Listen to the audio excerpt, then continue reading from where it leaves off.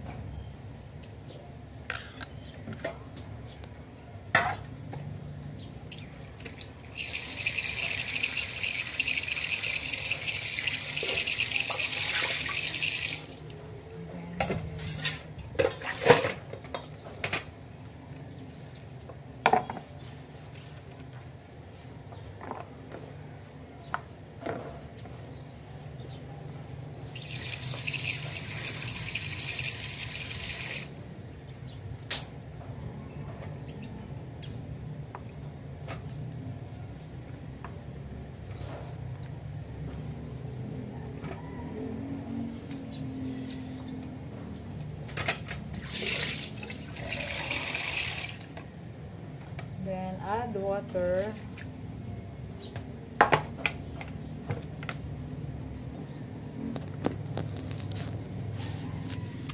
Ayan na siya. Ready to cook. Sasalang na natin sa apoy.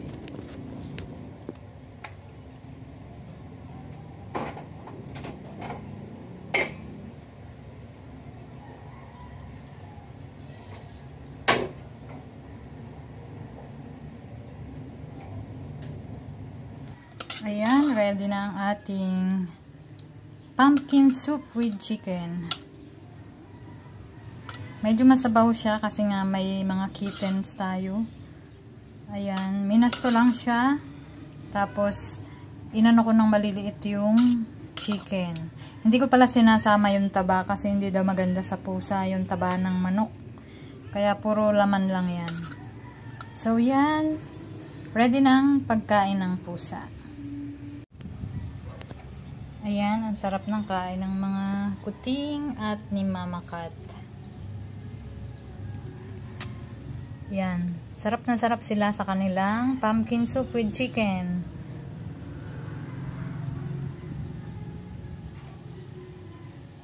Pagka walang dilatang wet food, yan lang ang ginagawa ko. Kasi minsan ang hirap din umorder nun mga dilata. Tsaka minsan, nananawa din sila.